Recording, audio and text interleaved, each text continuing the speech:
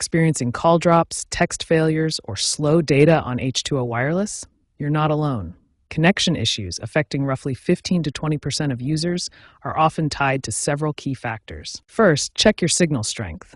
Anything below 100 dBm indicates a weak signal. Consult H2O's coverage map on their website or app to verify coverage in your area.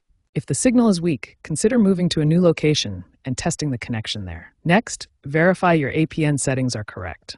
For H2O Wireless, the standard APN is H2O with no username or password required. Incorrect APN settings prevent data access.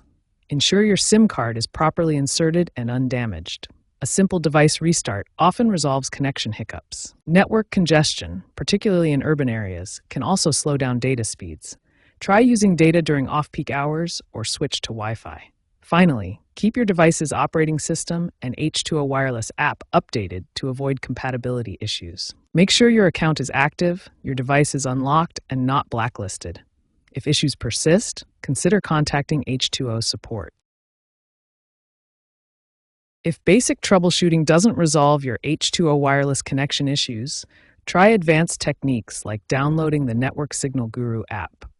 This third-party tool helps report real-time network problems, allowing H2O to address issues faster. Another option is the H2O chatbot on their website, which provides automated assistance for common connection problems. In rural areas with spotty coverage, consider hybrid solutions like switching to satellite backup through partnerships such as Starlink.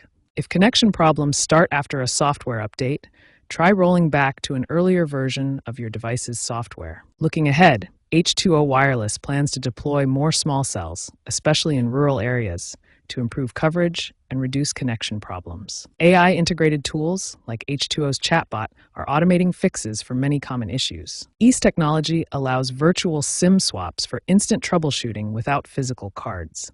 By 2030, predictive maintenance using machine learning is expected to significantly reduce user-reported issues.